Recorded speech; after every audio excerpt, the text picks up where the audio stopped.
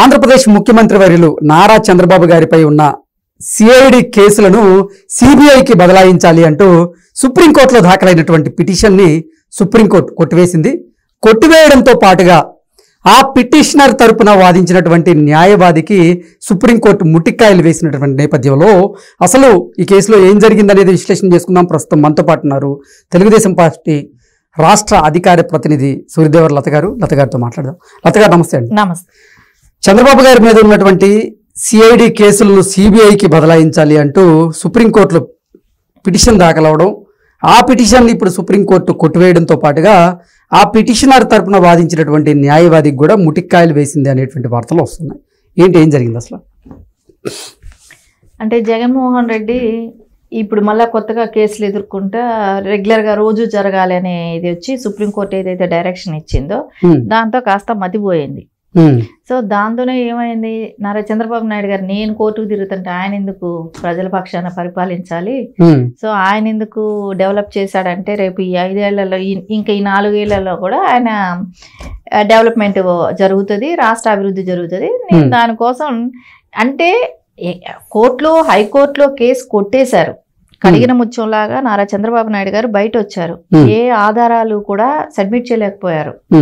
53 రోజులు ఒక కక్షపూరిత రాజకీయాలతోనే ఆయన్ని ఇబ్బంది పెట్టారు. అసలు స్కిల్ డెవలప్మెంట్ అంటే విద్యార్థులకు పనికొచ్చి వాళ్ళకి ఉన్న టాలెంట్స్ బయట తీసుకొచ్చే దానికోసం యువత కోసం ఆయన ఏదో చేస్తే దాన్ని ఎలాగా ఆయన మీద నిందనలు మోపి ఆయన్ని ఇబ్బంది పెట్టాలనే దాంతో చేశాడు. దానిలో నుంచి కడిగిన ముత్యంలాగా బయట వచ్చారు, కేసు కొట్టేశారు. సరే అన్నీ అయిపోయింది.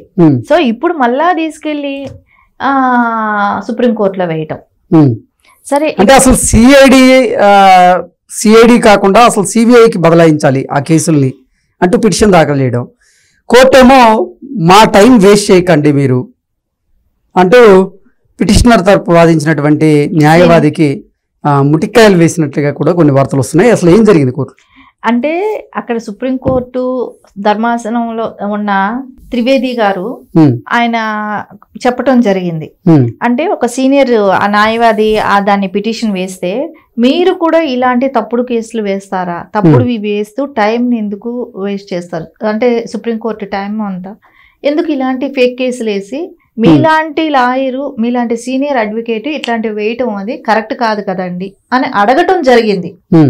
అంటే ఒక జడ్జి గారికి ఎంత అవగాహన ఉంది అంటే సుప్రీంకోర్టు అనేది ఫైనల్ ఇంకా. సో అక్కడే మీది తిరస్కరించారు. అంటే ఎప్పుడైనా కూడా ఒక కేసు స్ట్రాంగ్ అవ్వటానికి ఎక్కడో ఒకటి కొంచెం ఏదైనా కొంచెం మీరు ఎవిడెన్స్ చూపెట్టగలిగితే ఆ కేసు తీసుకునే అవకాశం ఉంటుంది. కానీ ఎక్కడ మీకు నారా చంద్రబాబు నాయుడు గారిని మీరు దోషిగా చూపెట్టాల్సిన ఇది ఎక్కడా కూడా మీకు అలాంటి ఎవిడెన్స్ లేదు. ఆయన మీద క్లియర్ చిట్ గానే ఉంది. కానీ మీరు ఇరికించాలనేది చేసిన దానికి అక్కడ ధర్మాసనం ఒప్పుకోలేదు. సో ఇది ఇటు మూలాన టైం వేస్ట్ అవ్వటమే కానివ్వండి, సో ఇది కరెక్ట్ పద్ధతి కాదని ఆయన హెచ్చరించడం జరిగింది. దీనిలో అంటే ఎంతటి దుర్మార్గంగా ఆలోచన చేస్తున్నారో జగన్మోహన్ రెడ్డి అనేది అర్థమవుతుంది. ఇంకోటి ఏంటంటే నారా చంద్రబాబు నాయుడు గారి మీద ఇలాంటి కేసులు వేసి ఆయనకి మళ్ళా ఆయన కలగంటున్నట్టే అనిపిస్తుంది. ఇంకా మళ్ళీ ఆయన ఏదో మానసికంగా శారీరకంగా నేను ఆయన ఒక ప్రెషర్లోకి తీసుకెళ్తాను. అదే నువ్వు పుట్టక ముందే ఆయన రాజకీయాల్లోకి వచ్చిన వ్యక్తి జగన్మోహన్ రెడ్డి, ఆయనకి తెలియదా? ఆయన ఒక సింహం లాగా 53 రోజులు ఉన్న ఆయన వయసుకి ఆయన పులిలాగా బయట వచ్చాడు, సింహంలాగా బయట వచ్చాడు. వచ్చి మళ్ళా ఆయన ప్రతిదీ కూడా ప్రజల్లోకి తీసుకెళ్ళి ఎక్కడ తప్పులు చేస్తున్నాడు జగన్మోహన్ రెడ్డి, ఎందుమూలన రాష్ట్రం అదే గతి అవుతుంది అని ప్రజల్లోకి తీసుకెళ్ళి ఆయన చెప్పి ప్రజల్ని కన్విన్స్ చేసి సీఎం అయిన వ్యక్తి. అంటే ఎక్కడా కూడా ఆయన అంటే ఇప్పుడు ఆయన నువ్వు జైలుకి పంపించావు, ఎక్కడో ఒక చోట అవకతవకలు ఉంటే ప్రజలు గ్రహిస్తారు కదా. ఇంతమంది ప్రజలు ఇంతమంది ఎందుకు ఆయన కోసం బయట వచ్చి ప్రపంచవ్యాప్తంగా ఉన్న తెలుగు వాళ్ళందరూ వచ్చి ఎందుకు బయట వచ్చి ఆయన కోసం ఫైట్ చేశారు అంటే ఆయనది ఎక్కడా కూడా మీకు ఎవిడెన్స్ దొరకలేదు, ఆయన ఎక్కడా కూడా తప్పు చేయలేదు అనేది ప్రజలు నమ్మారు. సో అందుకే ఆ రకంగా నువ్వు చేసిన మిస్టేక్ ఏంటనేది ప్రజలు కూడా చెప్పేశారు. 151 ఉన్న అసెంబ్లీ స్థానాలు 11కి దిగజారిపోయినప్పుడే నువ్వు అర్థం చేసుకోవాల్సింది. నువ్వు మళ్ళా అదే తప్పు చేస్తుంటే, ఎందుకంటే కింద లోయర్ కోర్టు కానీ హైకోర్టు కొట్టేసింది 2 చోట్ల అన్ని, అంటే లోయర్ సెక్షన్స్ అంతా కొట్టేసిన కేసు అది. దాన్ని తీసుకెళ్ళి మళ్ళీ నువ్వు సుప్రీంకోర్టులో వేస్తే, సో అక్కడ వాళ్ళు నీకు డబ్బు ఉంది కదా అని నువ్వు లాయర్లను కొనగలుగుతావు, పెట్టగలుగుతావు, కానీ జ్యుడిషియల్ ఖాళీగా లేదు కదా. సో వాళ్ళకున్న ప్రెషర్స్, వాళ్ళకున్న కేసులు వాళ్ళకున్నాయి కదా. ఇవి పనికిమాలిన కేసులన్నీ తీసుకెళ్ళి ఇండియాకి మాకు సుప్రీంకోర్టు అంటే ఫైనల్ ఇంకా ఇండియాలో. సో అలాంటి వాళ్ళ టైం కూడా వేస్ట్ చేయాలని చూస్తున్నాడు. అంటే నేను ఏదైనా చేయగలను, నాకు డబ్బు ఉంది, సో నేను అంటే ప్రజలు ఆయన డబ్బు ఏం కష్టపడి సంపాదించిన డబ్బుకైతే ఒక వాల్యూ అనేది ఉంటుంది. ఏదైనా చేయటానికి ఒకటి ఆలోచిస్తాడు. కష్టపడింది ఏం కాదు కదా, ప్రజలను దోచుకు తిన్నదే కదా. సో అది నేను లాయర్లను పెడతాను, నా దగ్గర సోషల్ మీడియా ఉంది, నేను దాని గురించి ప్రచారం చేస్తాను, నాకు ప్రింట్ మీడియా ఉంది, ఎలక్ట్రానిక్ మీడియా ఉంది, నేను దానిలో గురించి విస్తారంగా చెప్తాను, సో అది ప్రజలు నమ్ముతారు అనే ఒక దురుద్దేశంతోనే చేస్తున్న పనులు అనేది కోర్టు కూడా గుర్తించింది. సో అందుకే అక్కడికి వెళ్ళినా మొటిక్కాయలు వేసింది, ఇంకేముంది తిరిగి వస్తాడు, అంతే కదా. ఏంటి ఇప్పుడు స్కిల్ డెవలప్మెంట్ కేసు అయితేనే కానివ్వండి, అలాగే ఇన్నర్ రింగ్ రోడ్డుకి సంబంధించినటువంటి కేసులు, వీటన్నిటిలో ఇప్పుడు సిఐడి పరిధిలో ఉన్న నేపథ్యంలో వాటిని సిబిఐకి బదలాయించాలన్నారు. ఏంటి అసలు ఆ కేసుల్లో పొసలేదనే ఎంతోమంది ఇప్పటి వరకు ఈ కేసులు అక్రమ కేసులు బనాయించే జగన్మోహన్ రెడ్డి తప్పు చేశాడు, అందుకే ప్రజలు తగిన బుద్ధి చెప్పారు అంటూ ఆయన మీద విమర్శలు చేస్తున్న నేపథ్యంలో ఆ ప్రజా తీర్పు తర్వాత కూడా జగన్మోహన్ రెడ్డిలో మార్పు రాలేదా? అంటే ఓకే, ఇప్పుడు అట్లా అంటే అసలు లేని ఇన్నర్ రింగ్ రోడ్డు గురించి కేసు పెట్టిన మహానుభావుడిని ఎక్కడా చూడలేదు, ఈయన్నే చూస్తున్నాం మనం.